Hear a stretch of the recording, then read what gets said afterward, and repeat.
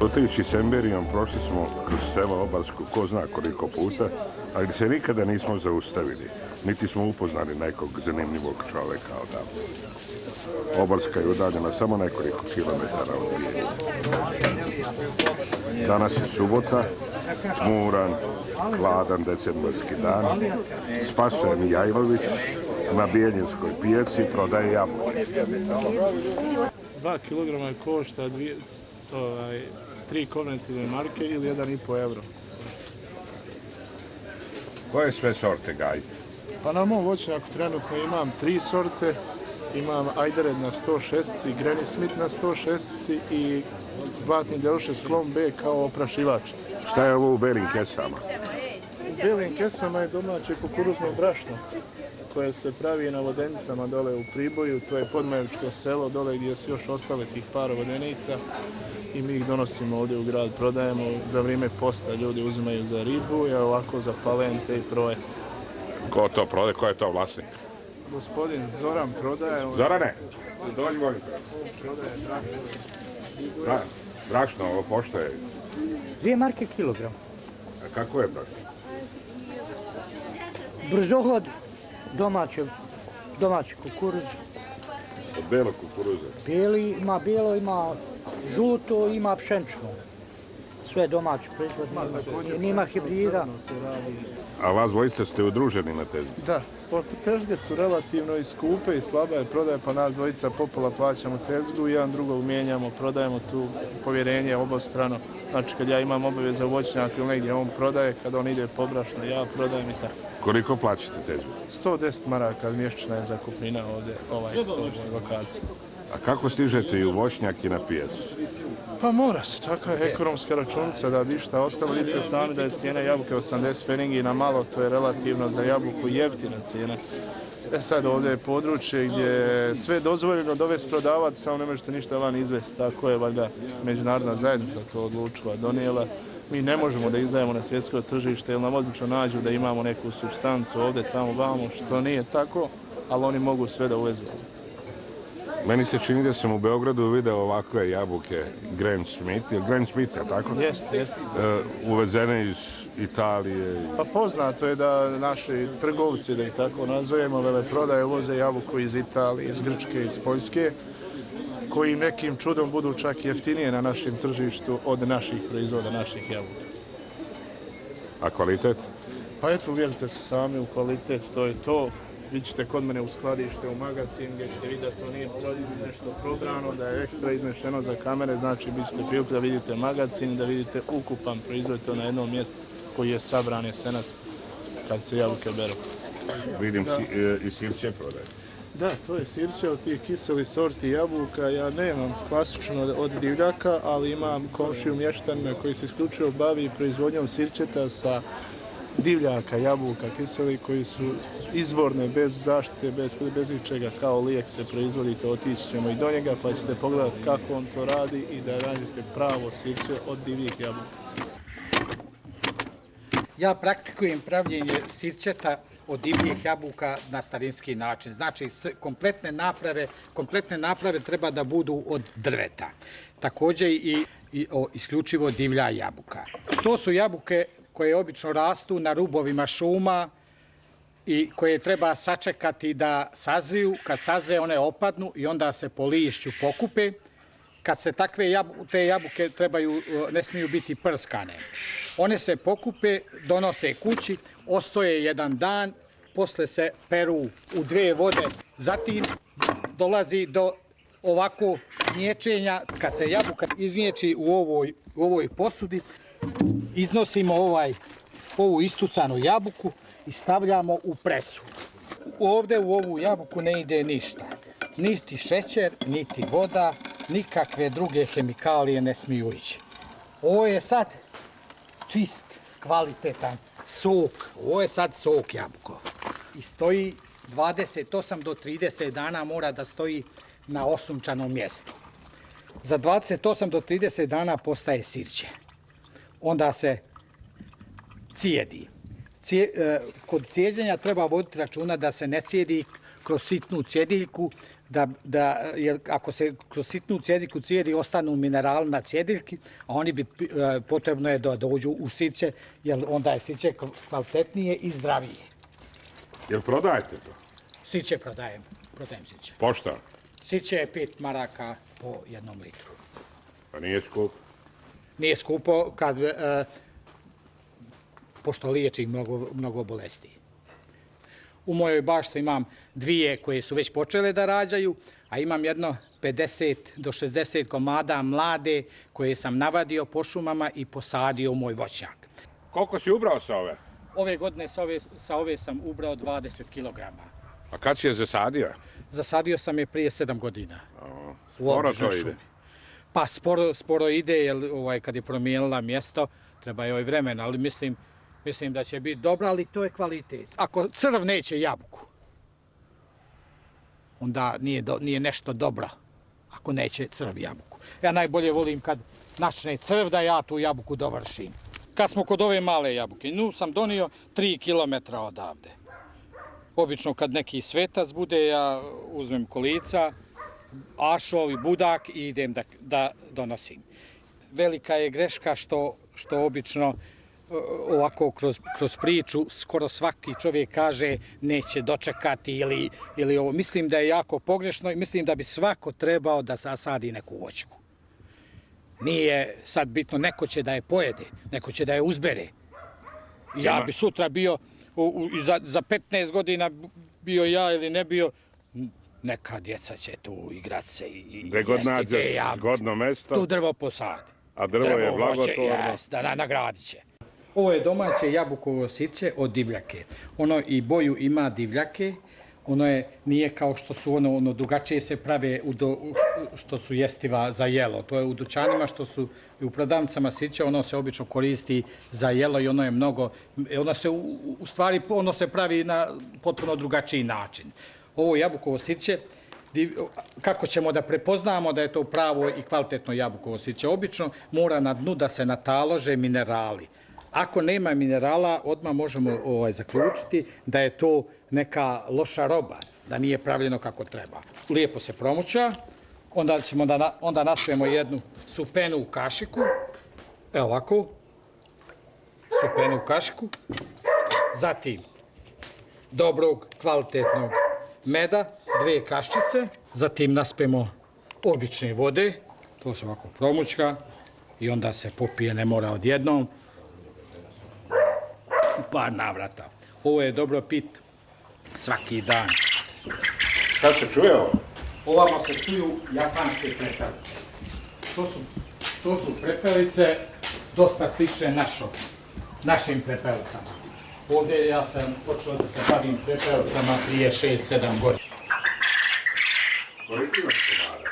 Pa imam negdje oko 650. Ovo je japanska prepelica zvana Faraon. Ona je pripitomljena prije 600 godina u Japanu, a ime je dobila po tome što je u to vrijeme bila dostupna samo faraonima. U to vrijeme se znalo za ljekovitost njenog mesa i jaja. Ovo sad što ste čuli, to je što je poletjela gore.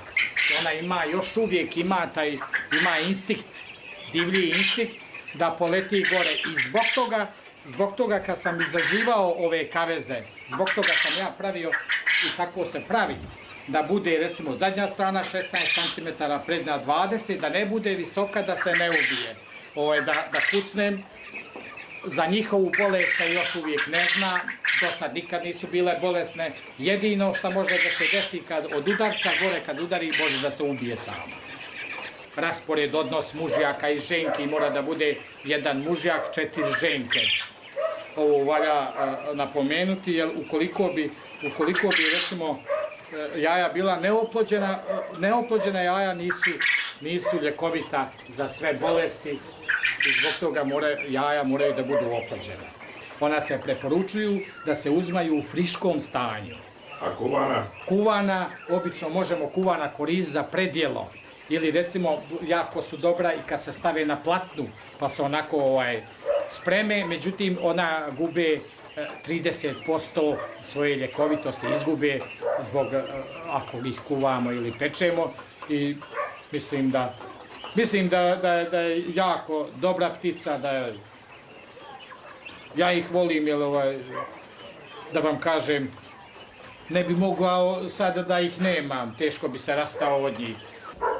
Sad ćemo probati kuvana jaja od prepelice, to je predjelo. Izvolite. Ja to nikad nisam probao, očuru. Probaj. Jel se razlikuju od živinskih? Razlikuje se po ukusu. Prijatnija su. Pravo jaje.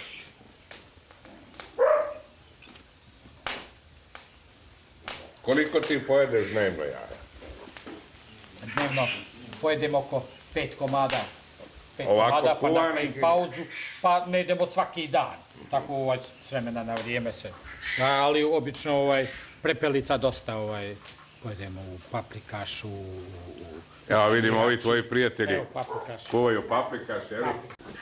Kakvog mesa ima sve tu?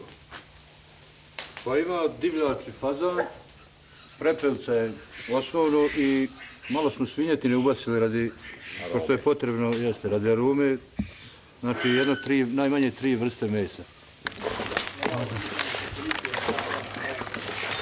Prilikom stvaranja, formiranja novog jata, kad se izležu mladi, bude negdje pola mužjaka, pola ženki.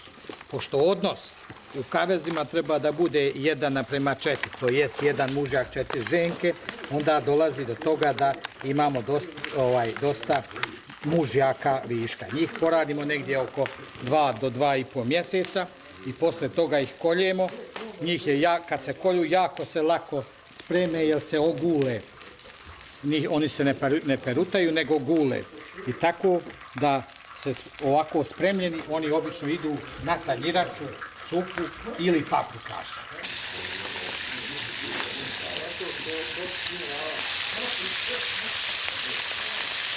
Velika je atrakcija za Uskrs.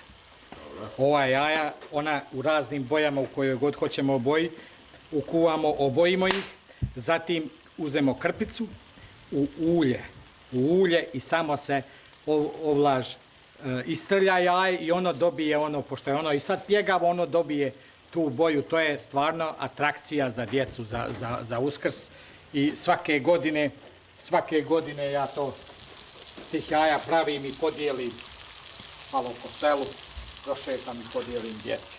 Koliko dnevno imaš jaja? Dnevna proizvodnja jaja mi je sad negdje oko 350 komada. A ova jaja na stolu, zašto si? To si sigurno tako prikazao tamo na Mitrovdanskom vašu. Kad sam bio na izložbi, nosio sam ovaj kavešić mali i tako ove moje male ptice i one su tamo malo... Za neće odletiti? Pa neće, ona će malo da kljucka, zavisi, malo ako bude... A poleti, jel bi mogla u prirodi da opstane? Pa, sve zavisi. Kod nas se dešavalo prošle godine, prilikom klanja, kako smo uzimali te mužjake... Evo i zašto ti? 2-3, neka doći ona djeta. 2-3 mužjaka, neka šeta. 2-3 mužjaka su, neka. 2-3 mužjaka su pobjegla i posle 7 dana smo ih našli, kljucaju u bašti tamo. Preživjeli su, da? Može da preživi, može. Evo pečena. Paprikaš je divan. Da vidimo kako ovo izgleda. Evo ja ću odmah da se postužim jednu celu prepelicu. Izvolite. Dalje. Stavi tu, a? Evo ovdje će se. Znači ovo ti je novo voćnjak, koliko je star? 4 godine je star ovaj voćnjak, njega sam zasadio 2000. godine, negdje baš u ovom periodu, u novembru, decembru mjesecu i stupio je na rod. Koliko si dobio na ovom novom? Pa s obzirom da smo prošlu godinu imali bila ekstremna suša, pa je bilo voćaka koje nisu cvatile i bio je dosta umanjen rod. Znači možda je rod bio sa nekih 30-40% kapaciteta. U tom kapacitetu je bilo negdje od 8 do 10 tona jabuke na 1300-400 stabala koliko ovdje trenutno imamo. Znači koliko sad imaš ukupno zasađeno voće? Ukupno imam zasađeno 2 hektara, znači ovdje 1,5 hektara ovih mladih stabala u 4. godini, a imamo sljedeći voćnjak koji ćemo vidjeti u našem ovom putovanju, a on je stariji, on je u 12. godini života rađanja, od njega sam i krenuo i tamo imam pola hektara, tako ukupno 2 hektara, negdje oko 2000 stabala jabuke, ukupno ja imam na ovom području. Kad očekuješ puni rod, najbolji rod od ovoga? Pa od ovoga očekujem iduće godine. Realno je u 5. 6. godini do 10. da su voćnjaci u punoj ekspanziji, naravno uz odgovarajuću agrotehničku mjeru, đubrenje i zaštitu i mi poljoprivrednici uvijek zavisimo svi od vremenskih prilika. Nama je jedini saveznik ta vremenska prognoza koju pratimo i tu nam je, ako se desi nepogoda kao u prethodne 2 godine, mraz u aprilu koji nas zadesi u punom cvatu, jer je poznato da ove jesene sorte jabuka cvate negdje od 5. do 10. 20. aprila, bar na ovom području. I ako nas tad zadesi mraz, onda mi trpimo strahovite štete. Ovakve obrade sad tu bila bar voda. Zato to mora sada bude tako. Evo, Ovo je dobro usput da vam svinje. pokažem, recimo ovo su cvjetni pupoljci, što je vrlo bitno i za vas gledalce, mi voćari ni razaznajemo. Tačno sad koliko ćemo imati roda u proljeće. Spram stanja biljke mi određujemo koliko će nam roditi. Koliko kilogram, koliko jedinki, znači ovo su vam cvjetni pupoljci, ovo se formiraju lisni i mi tačno kad orezujemo znamo koliko ćemo da okitimo beharom voćku u proljeće. Kad počinješ rezivanje? Ja krećem negdje u krajem januara i početkom februara. Ja orezujem, djeca i supruga polako skupljaju grančice, iznosi, slažemo na kamaru i sve iznosimo iz voćnjaka. Ja u principu sve iznosim iz voćnjaka, jer sve što se oreže ovdje stvara mogućnost za izvor nove zaraze za iduću godinu, gljivična oboljenja i bakterije. Pa koliko ti to ograde ukupno imaš? Koliko to metara? Ne znam ni ja. Na onom mladom koliko ima? 2.500 metara i ovdje 3.000 metara. Ograde? Da, sve žičana ograda na 1,5 m visine. Da bi se podigao jedan voćnjak od hektar i po, treba 20.000 maraka, jer sadnice ne mogu da se uzmu na pijacu, moraju da se uzmaju u institutu ili od poznatih renomiranih proizvođača, da ne bismo imali kasnije posljedica. Znači, Je počelo da se vraća? pa jeste počelo da se vraća, ovdje sam krenuo, počeo 1992. godine. To se ideja javila zbog nepristupačnosti terena za obradu žitarica, povrća. Mi smo htjeli da radimo više voćnih vrsta, da bi se tu nekako rekreiralo, odmaralo. Međutim, stručni savjetnik nam je rekao i prijatelj Stevo Tomić iz Slankamena da mora ići jedna voćna vrsta, da je odgojimo da valja, a ostali kupimo ako nam treba. Ja mislim da im ova klima odgovara, tako da ja na ovim stablima imam i do 30-40 kg kvalitetne jabuke ajdareda na podlozi 106. Idemo kući da vidimo u magazinu kako skladiš. Evo ovdje u toku godine provedemo od februara mjeseca rezajući, orajući, frezajući, kopajući, prskajući, da bi se negdje u septembru mjesecu, polovina septembra i cijeli oktobar svelo na branje i smještanje u magazin. Za koju sortu si na Mitrovdanskom vašeru dobio priznanje? Pa, na Mitrovdanskom vašeru sam dobio specijalnu nagradu za jabuku Granny Smith na podlozi 106 i nagradu za kvalitet za ajdarede na 106 također. Evo ovdje je sabran sav plod mog rada u 2004. godini sa voćnjaka. Tu je taj naš običan magacin, nemamo sredstava ekonomski za hladnjaču ili za nešto. Ovo je prepravljena jedna stara zgrada. Poučen iskustvom starih kolega voćara iz Srbije, znači u posljednje vrijeme se sve radi od betona. Međutim, klasičan magacin, da bi jabuka ostala prilično svježa, ne treba da se betoniraju skladišta dole, nego zemlja i pjesak. Onda u slučaju toplih dana se to blokira sve, a noć kad je svježe ja to otvorim i vlažim. Znači imam česmu, voda, crijeva dole koja vlaže ovaj pjesak i natapaju vode. Jer jabuka koji je svaki organizam predmet, znači prilikom toplote ona iz sebe ispušta i vlaži, znači gubi na svojoj svježini i postaje brašnjava, suva. A prilikom hlađenja ona sad treba da to zadrži. Zato mi to dole navodnjavamo, da ona ostane u okviru ovih svojih prostora, ta vlaga koja prilikom veće temperature dođe do sušenja, do jednostavno mi to zovemo dehidriranja jabuke. Šta ćeš zasaditi kada izvadiš ovaj stari jabučar? Planiram da ga pokrčim i na toj površini da pokušam na ovim prostorima po prvi put zasaditi vinovu lozu. To će se morati konstatovati sa inženjerima, jer struka je ipak struka u svemu. Koje sorte i na kojim podlogama i koji razmak i tako. Tako je to u poljoprivredi, Murado. Pa poljoprivreda je skupa i duga investicija, tu nema brzih novaca, nema brzo, što ti ljudi zovu brza para, osnovni znači proces od ulaganja do nekakvih rezultata zna trajati najkraće 2-3 mjeseca do par godina. Jer recimo jabuku ulažete ove godine, a nekakve rezultate tek za 3 godine očekujete kad je ona sposobna da prorodi, da rodi, da vidite kako, šta, gdje i tako. Dobar dan! Dobar dan. Dragicu. Dragicu Tarasković, također smo upoznali. Dobro mi došli. Na Mitrovdanskom vašaru u Bijenini. Jes, Mitrovdanski vašar. Sad ćete nam prikazati i ispričati čime se vi bavite. Hoću. Ajde, izvolite. Koliko ste imali ove godine kikiriki? Pa jedan dulum sam imala kikirike ove godine. Za sad je? Da. Pa nema tu A koliko ste tržišta. dobili ploda? Ploda sam dobila oko 150 kg, tako, možda. Uglavnom, ja kažem, ovdje je rijetka to kultura i onda mnogima razdijelim, dam nekima za sjeme, nekome pržim. To posijemo u zemlju kao i Ovaj? Da, ovako Ovo ga oljuštimo, da, ovo. Naravno nije prženo. Ne prženo seme izaberem i to posejem kao grošak, kao buranija što se seje tako, u kućici. Dobro. I onda, kad nikne kikiriki, ono nikne ovako, možda malo zeleni se onaj list samo, i možda ovako kad je veličina od stola ovako, on počne da cveta. I odmah cvijet treba da se zagrće. Ja to njega sve ručno, motikom uzmem i zagrćem. Dobro. Tako zagrćem. I onda možda zagrnem, pa posle jedno 6-7 dana, drugi cvijet se pokazuje. Dobro. I taj cvijet opet zagrćem, jer to su mu rodovi. On tako da jedan rod kao 2, 3, 4, 5 puta se on zagrće. I koliko na toj jednoj stabliki bude ovih? Ovo na jednoj bude preko 100 komada, na jednoj stabliki. Znači od ovog jednog zrna bude preko 100 komada na jednoj stabliki, eto tako. I to je pod zemljom sve? To je sve ste bude pod zemljom, da. Ostane gore samo ovaj list i to kad sazre ovako požuti, vidi se da je sazrelo, onda ga čupam. A kada sadite, u koje doba? Proleće. Kao krompir. Koliko mu taj vegetacioni period traje?